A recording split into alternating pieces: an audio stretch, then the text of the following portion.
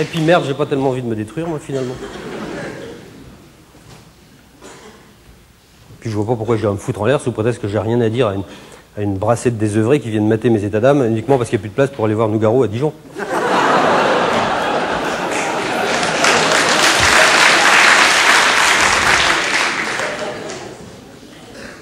Vous savez ce que vous êtes tous, là, hein? Je vais vous dire, moi. Vous êtes des voyeurs. Et des voyeurs qui payent pour voir un exhibitionniste, eh ben, je vous le dis comme je le pense, c'est petit, hein. Ah oui. Puis d'abord, on se détruit pas comme ça, il suffit pas de le dire. Qu'est-ce qu'il y a comme moyen sympa pour se détruire? Il y a le gaz, il y a la noyade, il y a le pistolet, la corde. Hein? Non, je dis exprès.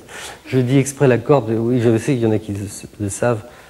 Je dis exprès la corde parce qu'il existe une vieille superstition dans ce métier qui veut que jamais, quoi qu'il arrive, hein, même pour rigoler, hein, jamais personne ne prononce le mot de corde sur une scène. Vous savez que ça porte malheur. À tous les coups, hein. Quelquefois, le théâtre brûle. Puis pour se barrer quand c'est bourré comme ça, tiens.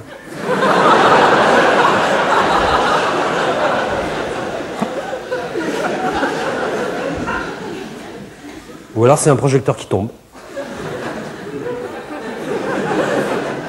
Sur le public, ça va. De toute façon, moi je m'en fous que ça porte malheur, j'adore le malheur, il n'y a plus que ça qui m'excite. Alors, c'est que je disais, le gaz, la noyade, le pistolet, il faut toujours choisir. J'ai jamais su me décider, moi. Ça me tue, tiens, je suis déjà mort. Pourtant, il faut faire des choix, on ne peut pas être partout à la fois, hein. Comme disait Himmler en quittant Auschwitz pour aller visiter la Hollande, on ne peut pas être à la fois au four et au moulin.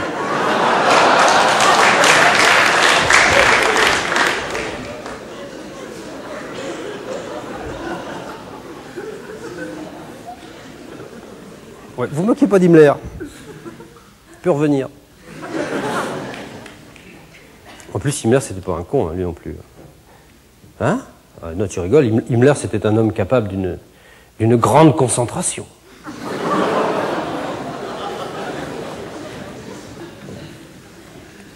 Alors, le gaz, la noyade. Tout dans la vie est affaire de choix. C'est vrai, ça commence par la tétine ou le téton, hein? Ça se termine par le chêne ou le sapin, hein? Et puis finalement, d'ici à là, de sa naissance à sa mort, l'homme est en permanence confronté à des choix. Mais que choisir? Fromage ou dessert? La cigale ou la fourmi? La bourse ou la vie? La gauche ou Mitterrand?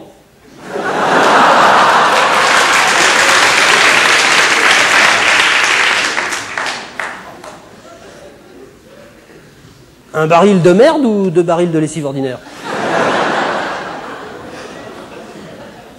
Moi, je sais jamais, je reste là comme un con, je reste dubitatif.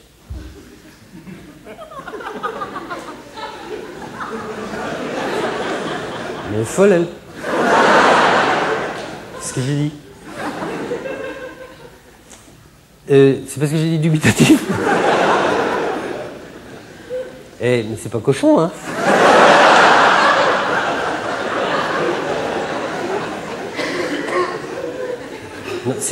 Dubitatif, c'est en un seul mot, hein.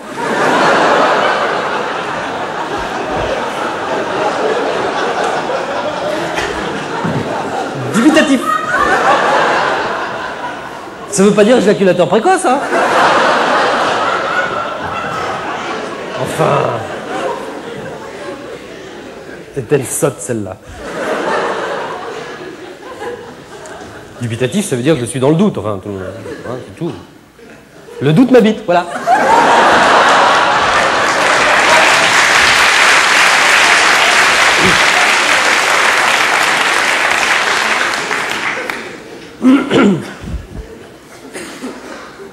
Tout au cours de mon existence, qui n'aura été finalement qu'une féerie d'aventures extraordinaires et riche en rebondissements sur d'innombrables sommiers dont j'ai oublié le nom aujourd'hui, J'ai été maintes fois confronté à des choix terribles, terribles. Songez que j'avais 35 ans en 1940. Si, c'est vrai, hein, je vais sur 79, là. Ouais, je sais, je ne les fais pas. Je ne les fais pas, mais si j'ai su jusqu'à ce jour conserver ce teint de jeune fille, c'est que je prends soin de retarder le vieillissement de mes cellules en menant une vie d'ascète, d'une part, et d'autre part en mangeant des bananes. Car la banane vaut un steak de cheval. Encore que je préférerais un cheval entier à cause de la douceur du regard qu'on ne retrouve pas dans la banane.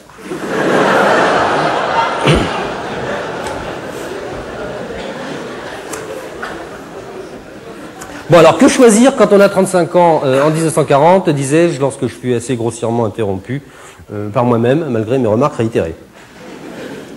Eh bien, il faut bien voir qu'en une période ennuyeuse, comme l'était celle de l'occupation, songez, par exemple, qu'en 1940, Patrick Sabatier n'était même pas né.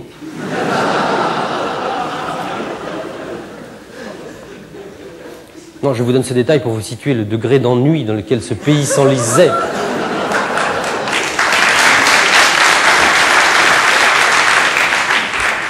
Qu'est-ce que vous avez tous contre ce jeune homme? Enfin, il est charmant. Sabatier est charmant. Oui, c'est sûr, moi aussi j'ai connu des topinambours qui avaient le regard plus vif, c'est vrai. Mais sommes-nous réellement réunis ici ce soir pour dénigrer les rhizomes? Je dis non. Allons.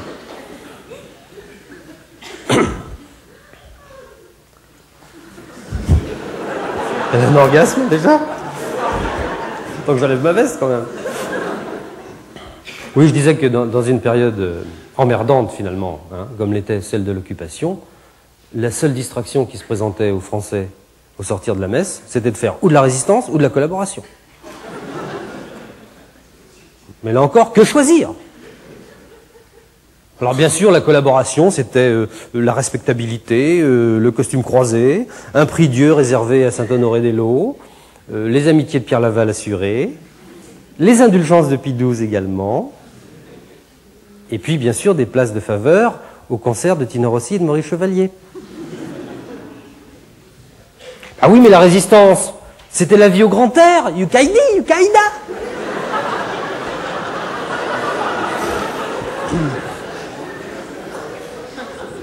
Ah oui, mais la collaboration, c'était la possibilité d'apprendre une jolie langue étrangère à peu de frais. Ah oui, mais dans la résistance, on se cultivait pas, mais on rigolait bien quand même, hein. Et boum le train, et boum la voie ferrée, et le petit viaduc. Ouais, je l'ai eu. Oui, mais dans la collaboration, on ne faisait pas sauter les ponts, mais on pouvait sauter les connes.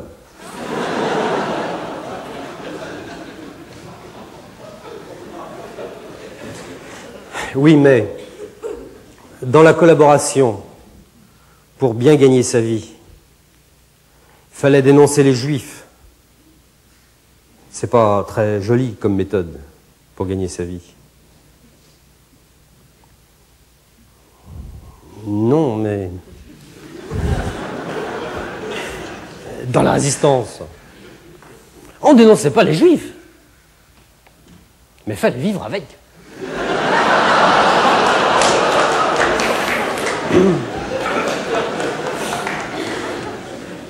Enfin bref, à force de tergiverser, je n'avais toujours pas pris de décision le 25 août 44. Quand j'ai vu soudain des centaines de chars débouler du fond de la rue de Rivoli, à Paris. Et croyez-moi, je me rappelle très bien ce matin-là. Il faisait un temps magnifique. Je me promenais sous les vieux marronniers tricentenaires du jardin des Tuileries, quand soudain c'est arrivé. Le fracas des chaînes des tanks faisait trembler la poussière. Une jeune inconnue s'est approchée de moi. Elle était belle et blonde, au regard bleu. « Monsieur, monsieur !» s'est-elle écriée en me pressant le bras avec des larmes de joie dans les yeux. « Monsieur, regardez, regardez, c'est l'armée française, la vraie, les forces françaises libres. Votre pays est libéré, monsieur. » Pourquoi dites-vous votre pays? Bon, c'est que moi-même, monsieur, je ne suis pas française, je suis citoyenne helvétique de Berne. Elle avait en effet un assez fort accent germanique. J'ai juste eu le temps de la tondre, les FFI arrivaient.